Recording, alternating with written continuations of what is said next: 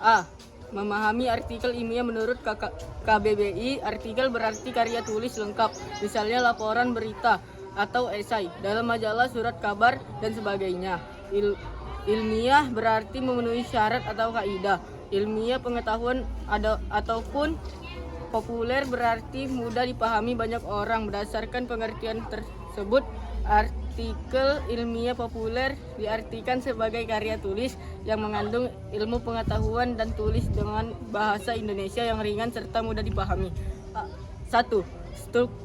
Struktur artikel ilmiah populer. Setiap teks memahami struktur yang berbeda-beda. Struktur teks artikel berarti menjadi 4 bagian, yaitu bagian pembuka, lead, leher, bagian isi atau batang tubuh, dan bagian penutup atau ending. A. Bagian pembuka. Bagian pembuka merupakan bagian artikel ilmiah populer. Bagian ini berisi uraian aktual yang penting untuk menjadi pijakan pada pembahasan selanjutnya. Bagian pembuka berisi uraian peristiwa, pernyataan, statement, rangkaian kejadian, kutipan, pendapat, dan sebagainya. B. Leher. Bagian leher. Bagian leher atau berige merupakan bagian yang menyambungkan antara bagian pembuka dan isi materi yang akan disajikan. Bagian ini berisi penyampaian pertanyaan dan atau uraian yang mengungkapkan suatu permasalahan yang ingin diungkapkan dalam artikel. C. Bagian isi tubuh. Isi tubuh atau contents merupakan bagian inti dari artikel ilmiah populer. Bagian ini tubuh menyajikan pembahasan yang mengenal permasalahan yang ingin dibahas atau dikupas berupa uraian eksplanasi. D. Bagian penutup. Bagian penutup artikel berisi kalimat kunci yang merangkum pembahasan ke dalam suatu bentuk simpulan yang ringkas dan jelas. Dalam membuat bagian penutup atau simpulan, hendaknya penulis hindari kesimpulan yang bernada normatif, umum, dan mengaruhi di bagian akhir artikel. 2. Jenis-jenis artikel ilmiah populer. A. Artikel eksploratif. Artikel eksploratif adalah artikel yang mengungkapkan berbagai fakta berdasarkan kajian tertentu. Contoh artikel eksploratif yaitu karya ilmiah tentang situs atau penemuan benda bersejarah peninggalan zaman purba. B. Artikel eksplantif. Artikel eksplantif adalah artikel berisi penjelasan yang menerangkan sesuatu yang dapat dipahami pembaca. C. Artikel deskripsi. Artikel deskripsi adalah artikel yang berisi penggambaran atau suatu topik atau permasalahan yang sedang terjadi di masyarakat. D. Artikel preskriptif. Artikel preskriptif adalah artikel yang menuntun pembacanya untuk melakukan sesuatu sehingga tidak mengalami keliruan atau kesalahan. C. Artikel prediktif. Artikel prediktif adalah artikel yang berisi perhitungan atau ramalan tentang hal yang akan terjadi di kemudian hari berdasarkan perhitungan penulisnya. Menganalisis ciri-ciri artikel ilmiah populer. Artikel ilmiah populer berisi tulisan yang mengandung isi, pandangan, atau opini yang disertai argumentasi secara ilmiah. Perbedaannya hanyalah artikel ilmiah populer ditulis dengan bahasa populer. Bahasa populer adalah bahasa yang mudah dipahami oleh masyarakat umum. Bahkan, orang awam pun bisa memahami isi artikel ilmiah tersebut. Pembuatan artikel tersebut memerlukan kemampuan seperti penulisan daya nalar, wawasan, kejelian, pemilihan kata yang tepat. Adapun ciri-ciri artikel ilmiah populer sebagai berikut. 1. Memuat opini penulis. Dalam artikel ilmiah populer, penulis selalu menyertakan pendapat atau opininya. Pendapat atau opini merupakan sudut pandang penulis tentang suatu hal. 2. Bersifat faktual dan informatif. Artikel ilmiah populer mengungkapkan informasi berdasarkan hasil-hasil penelitian yang telah dilakukan dan dapat dipertanggungjawabkan kebenarannya. 3. Bersifat ilmiah. Artikel ilmiah populer bersifat ilmiah sehingga pendapat yang dikemukakan di dalamnya berdasar pada fakta-fakta yang berkaitan topik yang dibahas, menyertakan bukti dan alasan. Bahasa populer merupakan bahasa yang mudah dipahami oleh masyarakat awam. Ditulis secara sistematis. Artikel ilmiah populer ditulis dengan struktur yang urut dan sistematis. Dengan demikian, pembaca akan mudah memahami isinya. 7. Menggunakan ragam bahasa baku. Artikel ilmiah populer ditulis dengan ragam bahasa baku. Penggunaan bahasa Indonesia yang baku harus mengacu pada KBBI, EYD, dan tata bahasa baku bahasa Indonesia. 2. C. Mengidentifikasi fakta dan opini dalam artikel ilmiah populer.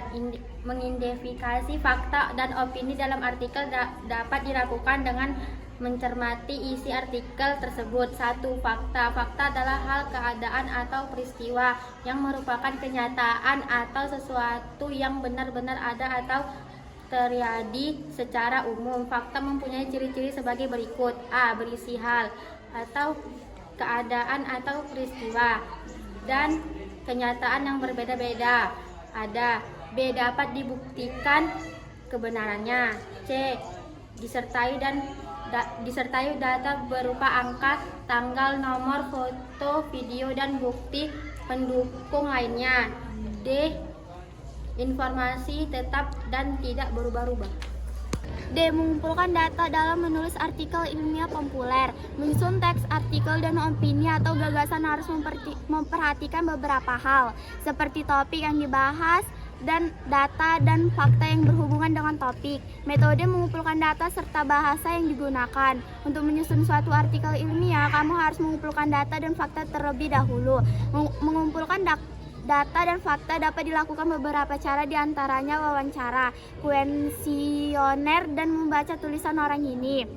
1. Wawancara. Wawancara adalah kegiatan tanya jawab yang dilakukan untuk mendapatkan data dan informasi secara lengkap. Beberapa hal yang harus dipersiapkan sebagai berikut. A. Menentukan orang atau topik yang akan diwawancarai. B. Menyusun daftar pertanyaan yang akan diajukan. C. Menentukan cara merekam hasil wawancara. Menjaga etika saat melakukan wawancara mencakup beberapa hal berikut. A. Menyapa orang yang akan diwawancarai dengan panggilan yang tepat dan sesuai latar belakangnya. B. Memperkenalkan diri dengan bahasa yang baik. C. Menyampaikan maksud dan tujuan melakukan wawancara dengan bahasa yang baik. 2. Kuesioner. Kuesioner adalah daftar pertanyaan yang dibuat untuk mendapatkan sesuatu informasi. Kata tanya lain seperti berapa, seperti mengapa, dan sejauh mana juga dapat digunakan untuk menyusun kuesioner. Beberapa hal yang perlu diperhatikan sebelum membuat kuesioner sebagai berikut.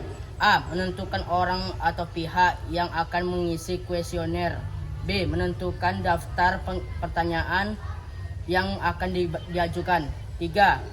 Membaca tulisan orang lain. Mengumpulkan data juga dilakukan dengan membaca tulisan orang lain. Hal ini dapat dilakukan jika topik yang dipilih sudah pernah ditulis oleh orang lain. Artikel orang lain yang tidak selalu memuat data-data yang tepat akalanya. Penulis artikel juga dapat melakukan kesalahan dalam mencantumkan data pada tulisan yang disusunnya. Untuk memastikan kebenaran data yang dimuat dalam tulisan orang lain, kamu dapat melakukan tiga langkah pemeriksaan seperti berikut. A. Mencermati media tempat tulisan itu dimuat. B. Mencari data pendukung. C. Mencantumkan sumber pengambilan data. Langkah-langkah penulisan artikel ilmiah populer. 1. Menentukan tema. Penentuan tema atau topik tersebut dapat dimulai dari keinginan penulis untuk mengungkapkan suatu hal, masalah yang dirasa aktual dan penting atau berdasar atas informasi data yang cukup lengkap. 2. Menentukan tujuan.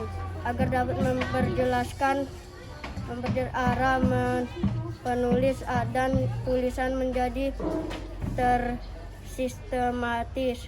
3. Menyusun pokok-pokok tulisan. Pada tahap ini penulisan harus menentukan hal-hal yang penting untuk dibahas dalam artikelnya. 4.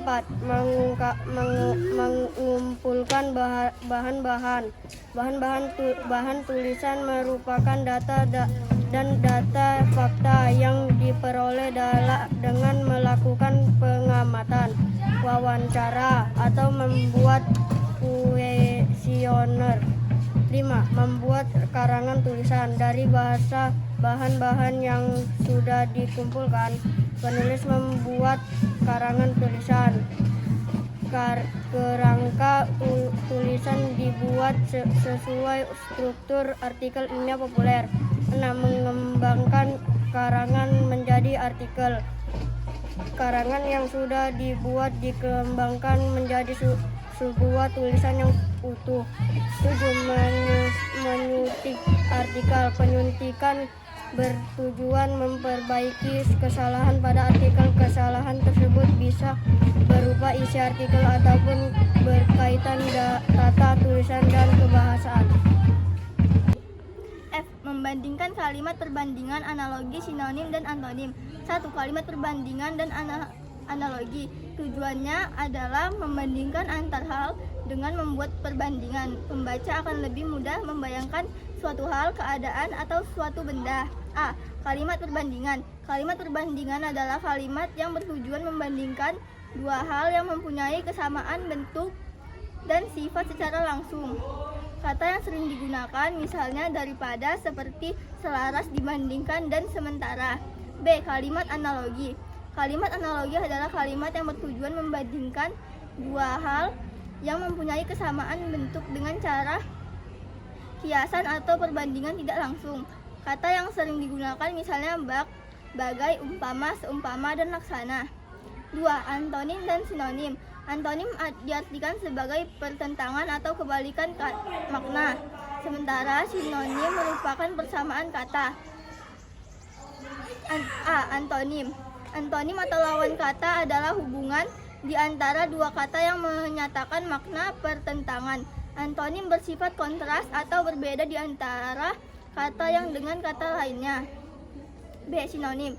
Sinonim atau persamaan kata adalah hubungan yang menyatakan adanya kesamaan makna kata antar kata.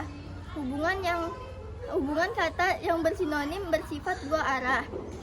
Hal ini berarti jika suatu kata saling bersinonim, dapat dipastikan kata tersebut memiliki kesamaan makna.